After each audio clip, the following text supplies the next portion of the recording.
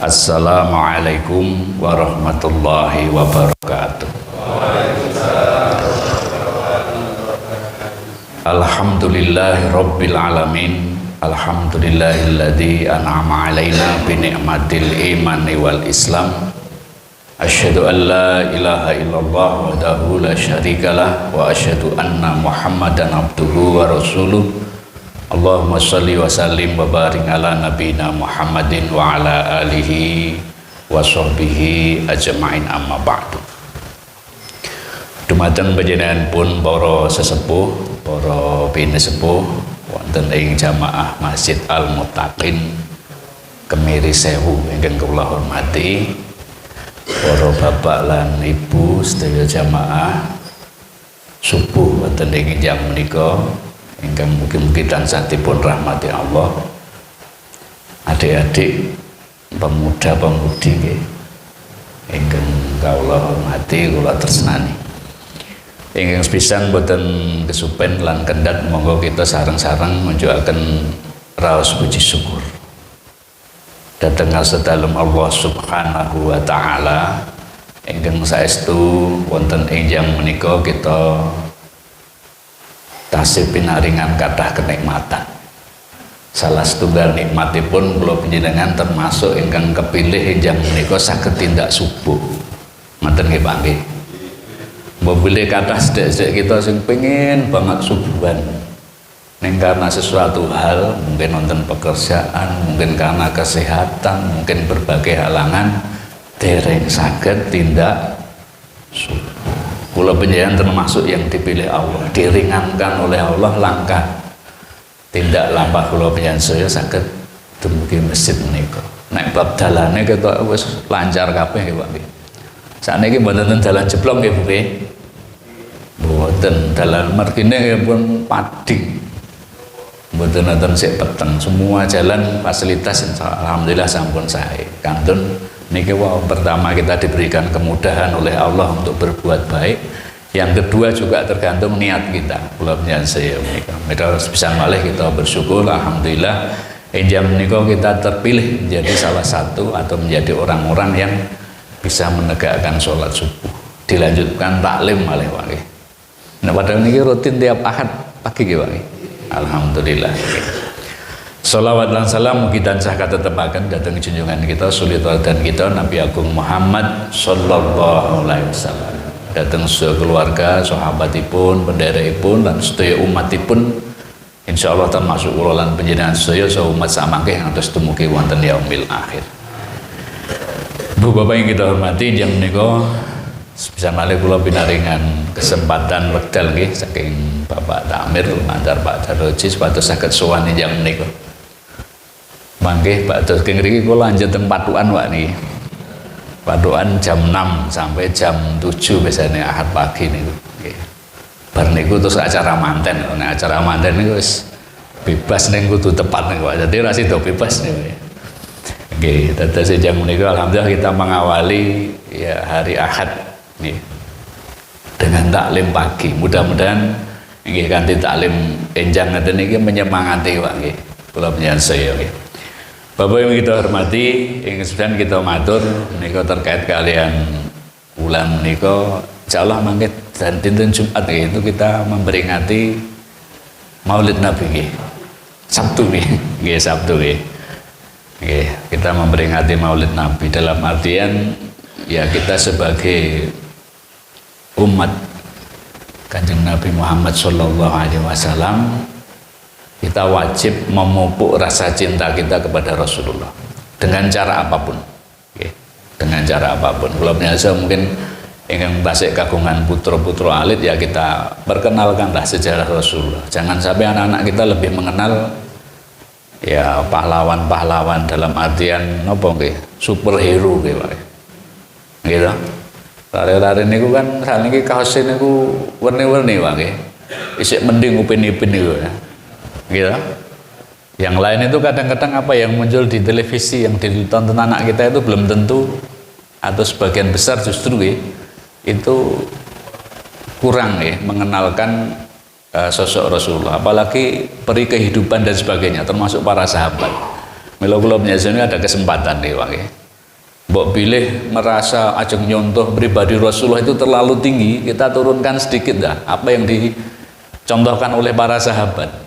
Nek teng mriki mungkin bapak-bapak anton sing dari 4 sahabat niku nggih, dari Sayyidina Umar, kemudian Abu Bakar dulu ya, Abu Bakar, Umar, Utsman, kemudian Sayyidina Ali. Kira-kira awake dhewe lho mirip sapa karakter kita to. Aku ki rada galak iki pantese kaya Sayyidina Umar. Contoh Sayyidina Umar, tegas. Boleh Pak itu.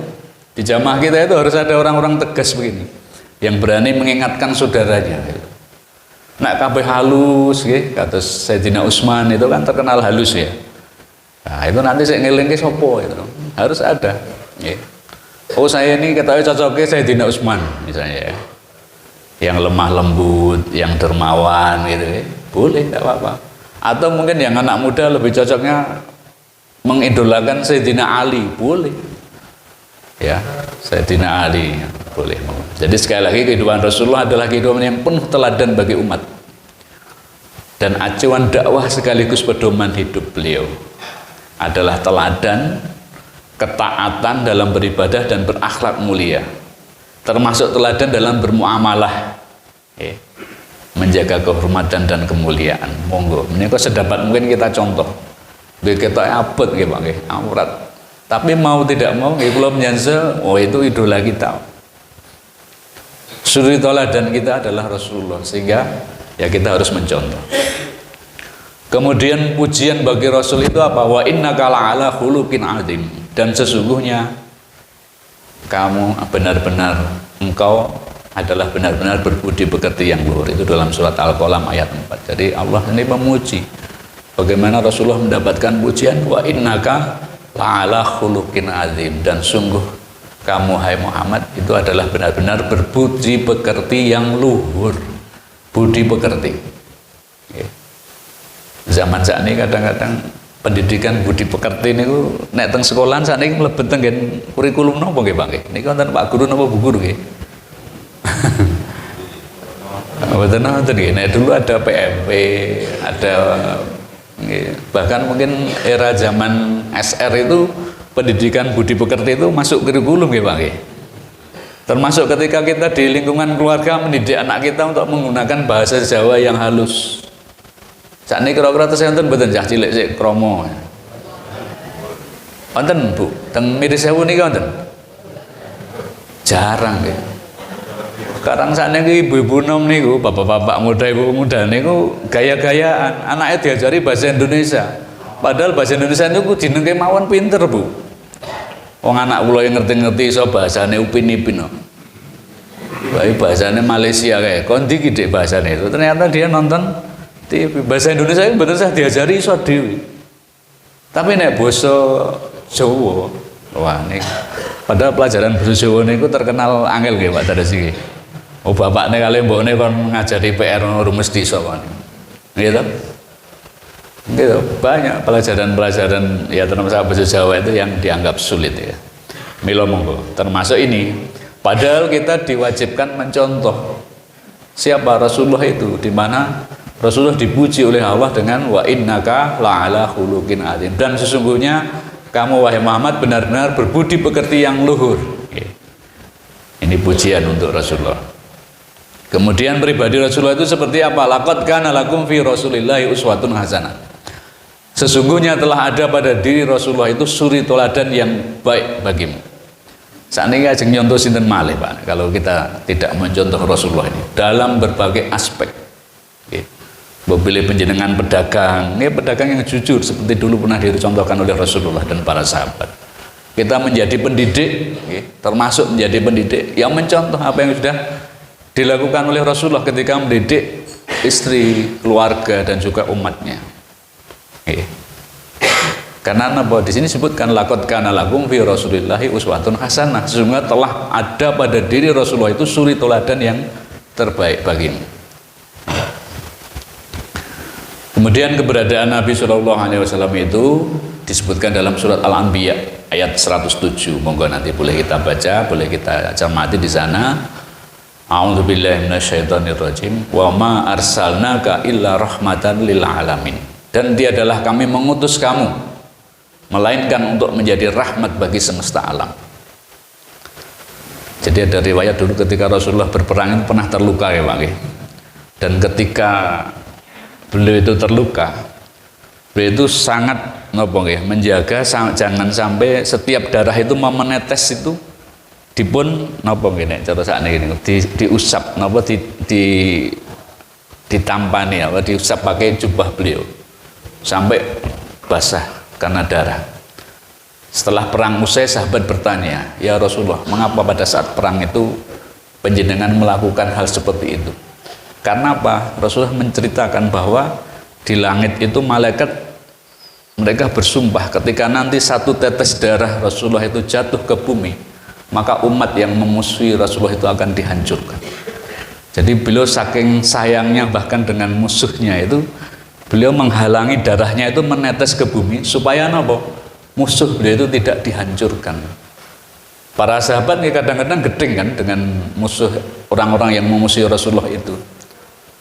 Maka Rasulullah mengatakan bahwa saya diutus ke dunia ini bukan untuk melaknat mereka, bukan untuk menghancurkan mereka, tapi aku diutus ke dunia ini adalah rahmatan lil alamin, untuk menjadi rahmat. Niku nek pribadi ngoten niku kan luar biasa Pak nggih. Ya nek awake dhewe sayang, kita punya kasih sayang, punya carane rasa empati dengan teman kita sendiri wis biasa niku Pak nggih. Wong kanca iki bolo dhewe Pak Yulia. Tapi ketika musuh pun masih diberikan kasih sayang. Artinya apa? Rasulullah tetap berharap bahwa siapapun yang memusuhi beliau itu satu saat bisa jadi menjadi orang yang mendapatkan hidayah petunjuk, sehingga tidak boleh atau tidak pantas untuk didoakan mereka untuk terlaknat ataupun dihancurkan oleh Allah. Itu salah satu contoh bahwa pribadi Rasulullah itu memang sangat mulia. Dan di sini juga ditegaskan Allah bahwa wa ma arsalnaka illa rahmatan lil alamin, bahwa tiadalah kami mengutus kamu melainkan untuk menjadi rahmat bagi semesta alam. Dan kalau penyanyi saya merasakan sampai hari ini, kita dengan tempat lahirnya Rasulullah, tempat lahirnya Islam itu berapa ribu kilometer Pak? Mungkin 8.000 wonten Pak. Kalau penerbangan dari Solo sampai ke Madinah itu kan kurang lebih sekitar 8.000 kilometer. 8.000 Pak. 8.000 kilometer jarak kita. Tapi sampai hari ini kita merasa dekat lah insya Allah ya. Dengan syarat nih kita mencontoh apa yang beliau contohkan, apa yang oleh Rasulullah contohkan dalam kehidupan sehari-hari. Jarak kita jauh memang ya kalau dibandingkan dengan, apalagi kita tidak pernah melihat. Kalau para sahabat itu tresno saking cintanya kepada Rasul ya wajar, dalam artian karena hidup sezaman ya Pak. Nah kalau penyanyi wis jaraknya atuh, kemudian jarak masanya juga ribuan. Paling badan sampai hari ini kan berarti sudah 1444 jarak masa kita dengan Rasulullah. Tapi insya Allah dengan kita belajar sirah nabawi, kita belajar hadis, kita belajar ya tadi sejarah Rasulullah itu, insya Allah kita juga akan tetap merasa dekat dengan Rasulullah dan kita akan mencintai Rasulullah. Sedangkan bukti keimanan kita kepada Nabi, Allah memberikan perintah atau petunjuk dalam Ali Imran ayat 31, a'udzubillahi minasyaitonirrajim, qul in kuntum tuhibbunallaha fattabi'uni yuhibbukumullah wa yaghfir lakum dzunubakum wallahu ghafurur rahim. Katakanlah jika kalian benar-benar mencintai Allah, tuhibbunallah, ikutilah aku, fattabi'uni, kata Rasulullah, niscaya Allah akan mengasihi dan mengampuni dosa-dosa kalian, dan Allah Maha Pengampun lagi Maha Penyayang. Jadi bukti keimanan kepada Nabi itu kita mengikuti, fattabi'uni, jadi mengikuti apa yang beliau contohkan, bagaimana cara hidup dan yang beliau sampaikan. Jadi konsekuensi kita iman kepada Nabi itu apa saja? Yang pertama, membenarkan semua yang berita itu dari Nabi. Jadi berita tentang tanda-tanda hari kiamat, seperti munculnya Dajjal, turunnya Nabi Isa, terbitnya matahari dari barat, berita tentang pertanyaan di alam kubur, azab nikmat dalam kubur dan seterusnya yang sudah dibawa oleh Rasulullah itu kita imani. Nah, hal-hal gaib itu kan yang boleh kita percaya itu hanya apa yang ada di Quran, yang dijelaskan oleh Allah dalam Al-Quran dan dijelaskan oleh Rasulullah dalam hadis. Nah, liyane kuwi mboten sak percaya, Pak. Nah, mulai ibu-ibu ini penggemar sinetron nih ya. Ya bapak-bapak mungkin wonten ya, Pak. Kan kadang-kadang TV kita mendidik seperti itu, Pak. Jadi kita seolah-olah kadang sering dibawa ke belakang. Ke zaman dulu. Oh, zaman nopo nggih Harry Potter ya. Gitu. Orang iso mebur numpak sapu niku kan. Tenah bakul sapu niku laris nggih Pak nggih donggo mebur ya. Ya kan? Nah, kita hanya boleh percaya ya hal-hal yang luar biasa termasuk hal gaib itu ya apa yang dibawa oleh Rasulullah yang itu bersumber pada Quran dan hadis. Tentang hal gaib, tentang informasi tentang kiamat misalnya. Ya kita lihat di Qur'annya seperti apa. Mula nonton wong ramal kiamat itu sampai hari ini dari mana sih terbukti Bang. Karena dia mengambil sumber di luar dari Quran dan hadis. Sedangkan di Quran hadis pun tidak dijelaskan. Ternyata kiamat iki wis ana HPL masjid niki kebak terus. Nggih Pak Darsi nggih. Subuh ngene mboten sah diundangi wis ngerti arep kiamat to. Mangke masjid mesti do nambal jam itu, hitung mundur menuju kiamat ngono. Puas saya kebak masjid ya. Iya. Nggih. Jadi apapun yang dibawa informasi termasuk tentang tadi hari kiamat, munculnya dajjal. Mau setengah media sosial kadang mau mati ya Bang. Iya kan? Bapak Ibu mesti ada yang ikut grup. Kadang-kadang diposting informasi-informasi yang kadang tidak jelas asalnya. Wong sing ngirime kadang mesti urung maca niku. Pokoke toko dikirim loh. Tapi ya kadang nek nang grup ya repot ya Pak Julianto ya. Wis ana senengane ngirim ngono kuwi wis bene wae. Nek gelem ya diwaca ora ya skip ngoten mawon.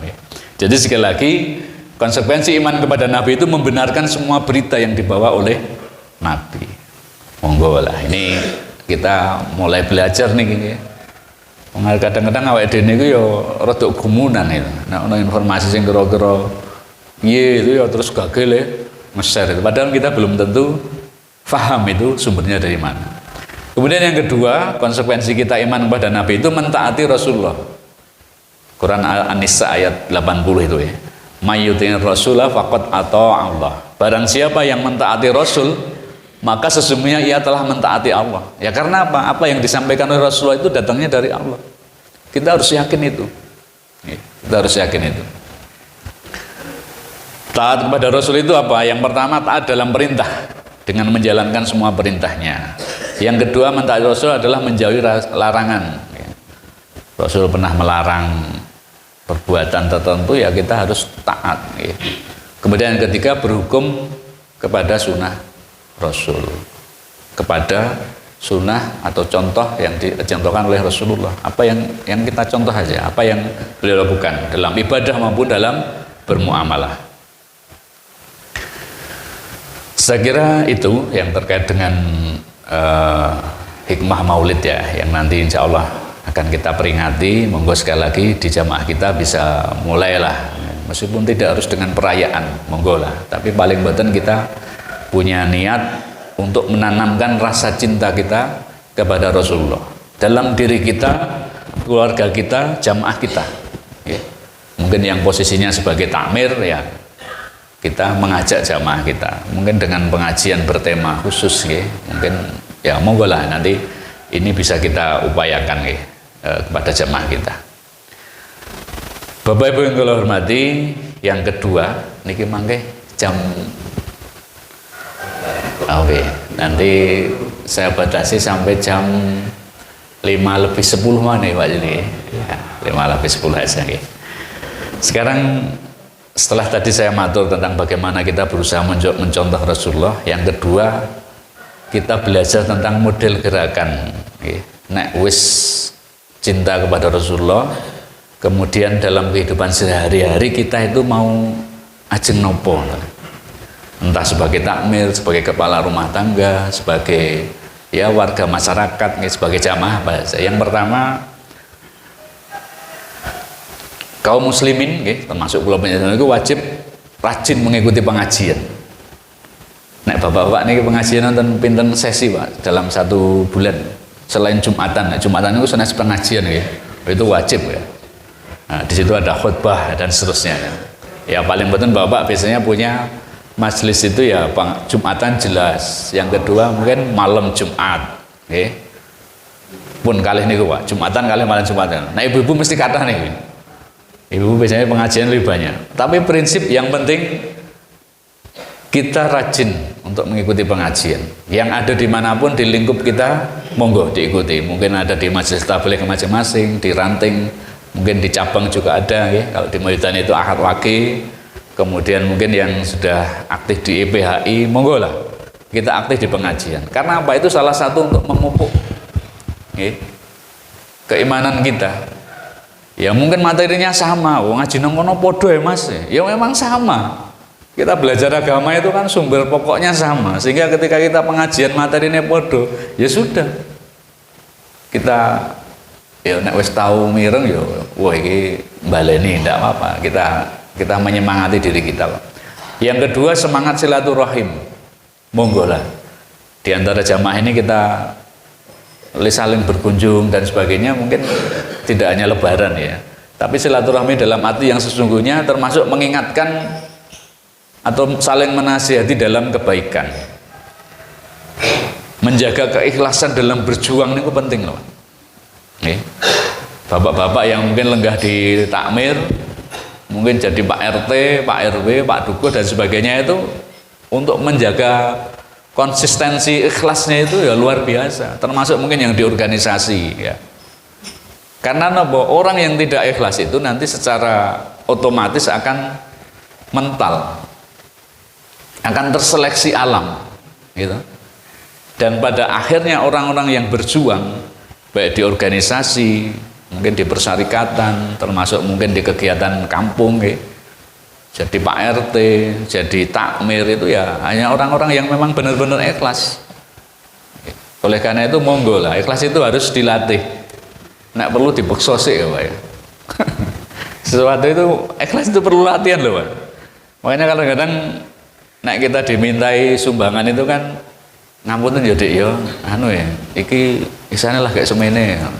Padahal bagi yang mengajukan proposal niku oke, mboten tak ikhlas iki mboten napa-napa. Gitu.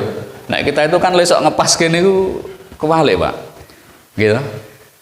Beramal itu kadang-kadang ya nek saged kathah.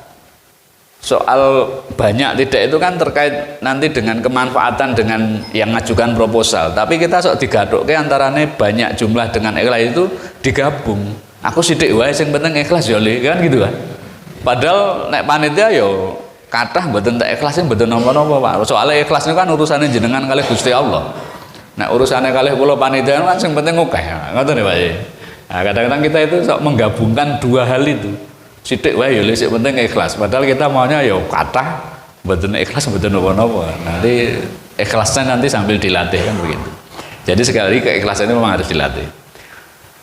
Dalam surat At-Taubah ayat 20, A'udzu billahi minasyaitonir rajim. Alladzina amanu wa hajaru wa jahadu fi sabilillahi bi amwalihim wa anfusihim a'dzamu darajatan indallah ulaika humul faizun.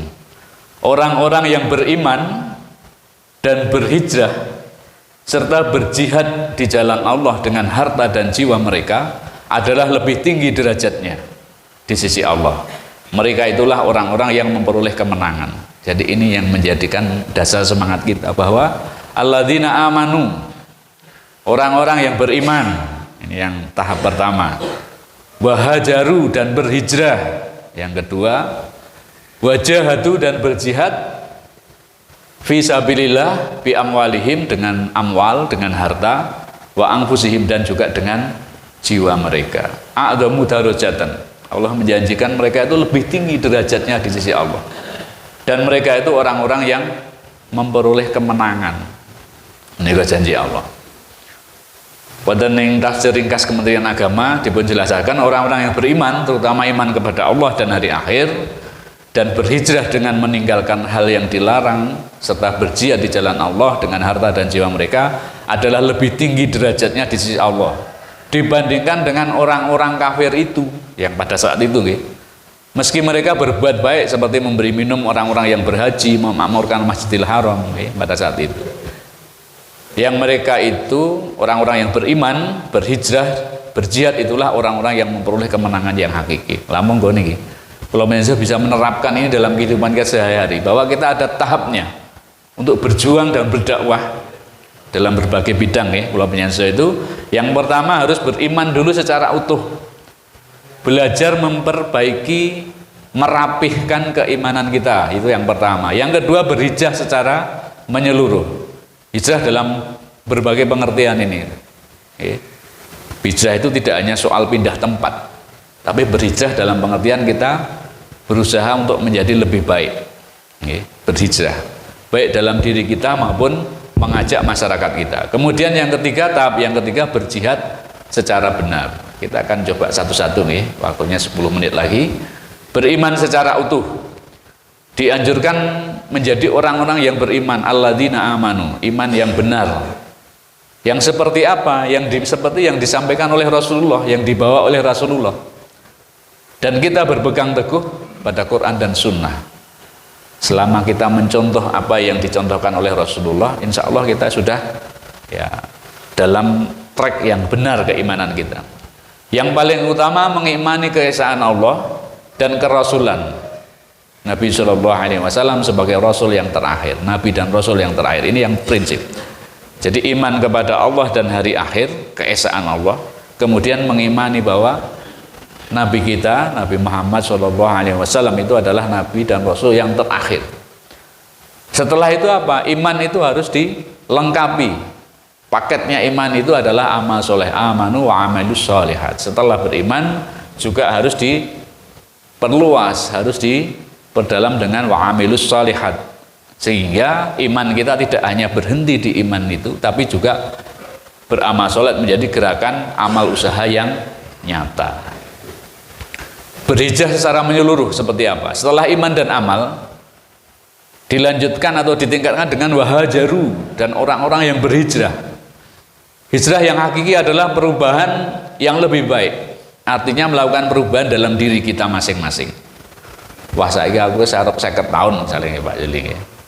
Itu ya harus berusaha untuk menjadi lebih baik. Hijrah dalam artian minadzulumati ilan nur. Minadzulumat ilan nur. Dari kegelapan menuju cahaya. Kata soal kita aturakan, kita kalau di zaman modern ini TV kita kan ya nyun sewu, mungkin tidak semuanya ya. Ada beberapa program yang nuansanya itu ya nek ra kemusyrikan, mistik, wah hantu-hantuan segala macam itu ya. Monggo pelan-pelan masyarakat kita cerahkan, anak-anak kita cerahkan. Soal mengimani hal yang gaib itu wajib. Mengimani hal yang gaib itu wajib. Cuman persoalannya ya tadi hal-hal gaib yang kita lihat, yang kita baca, yang kita imani ya apa yang ada di Quran dan pernah diceritakan oleh Rasulullah itu saja. Nek di luar itu ya jangan percaya. Yang kemudian yang ketiga berjihad secara benar, wajahadu fi sabilillah bi amwalihim wa anfusihim. Jihad memiliki arti yang sangat luas. Mulai zaman saat ini Pak. Kalau yang perang mungkin di Palestina. Pulau Penyanjau kesempatan berjihad di bidang ekonomi, ibu-ibu dan bapak-bapak juga ini jihad di bidang ekonomi seperti apa? Memperjuangkan ya ekonomi keumatan umat Islam ini harus kuat. Harusnya kita itu kaya umat Islam itu Kalau ngitung duit ya, saya dulu pernah cerita tentang uang kertas nih Pak. Asal usul uang kertas itu kan kita tahu sebetulnya. Dulu orang punya uang kertas atau uang itu dicetak itu ketika orang punya emas. Makanya zaman Rasulullah itu termasuk sistem keuangannya kan masih murni ya, dengan uang dinar atau dirham dan seterusnya itu. Sehingga apa? Kursnya itu tidak terlalu jauh. Jadi harga kambing zaman Rasulullah dengan harga kambing zaman sekarang itu kalau pakai emas, ini ku kacanya mboten kathah. Nek pakai uang kertas, nah saat ini menghitung ya Mbak, kurban kita 10 tahun yang lalu dengan saat ini ku rak pun tinggal 10 bisa lebih. Tapi nek ngangge uang emas dihitung pakai emas niku mboten kacek adoh Pak. Coba nanti perjalanan itu kan, bahkan mungkin sekarang lebih murah. ONH biaya haji niku kalau dihitung pakai emas niku tahun ini saya kan lebih murah dibandingkan 10 tahun yang lalu. Coba hitung simbah-simbah kita itu dulu ketika berhaji, emasnya pinten gram yang dijual atau yang disiapkan. Nek dihitung kali saat ini gramnya lebih sedikit. Kalau pakai emas itu lebih murah. Lah kita ngitungnya pakai uang kertas. Tahun 97 haji itu 6,5 juta. Saat ini jadi 40 juta kan ngoten uangnya. Tapi 6,5-nya zaman 97 buat beli emas berapa puluh gram, Bu? Nah, kan hitung-hitungnya kan. Iya, kalau ngitung pakai uang kertas itu memang ketok wakeh. Tapi tadi harganya turun. Makanya sekali lagi itu salah satu jihad ekonomi nggih.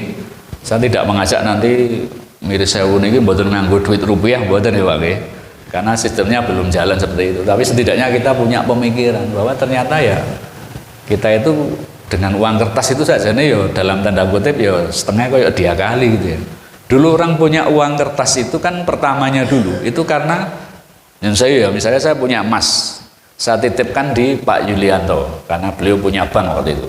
Terus saya diberi catatan ketis pakai kertas itu. Pak Abu titip emas 1 gram atau 2 gram. Saya pegang kertas itu. Satu saat saya punya emas lagi tak titip ke Pak Yuli. Saya kasih lagi catatan begitu. Banyak catatan. Satu saat saya pengen beli sepeda motor atau pengen beli, waktu itu belum ada sepeda motor ya. Misalnya saya pengen beli kambing atau sapi di tempatnya Pak Daroji. Saya daripada ngambil emas saya di Pak Yuli, saya tinggal ngasih kertas saya ke Pak Daroji. Pak Daroji, kalau pengen sapi ini jenengan, kalau ijoli emas kulo, tak kasih. Kalau jauh sih kertas cuilan tadi catatan bahwa saya punya emas di Pak Yuli. Seperti itu. Dulu awal uang kertas itu seperti itu, Pak. Nah saat ini kan boten, Pak. Negara manapun ya sistemnya mungkin beda ya dengan zaman dulu ya. Yang tidak punya emas bisa mencetak uang. Contohnya luar negeri seperti Zimbabwe atau mana itu kan sampai kurs nopo inflasinya terlalu tinggi, Pak. Jadi satu telur itu harganya 1 miliar. Wah repot loh. Mentuku ndok siji nggawa duit sak bagor. Kan repot itu, Pak. Nah, itu salah satunya. Aksesnya seperti itu. Sekali lagi ya.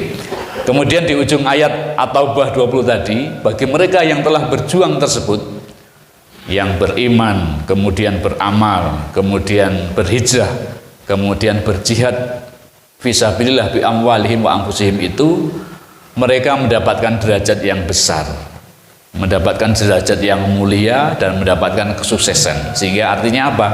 Kalau panjenengan sedaya nanti bisa menjadi khairu ummah, menjadi umat yang terbaik.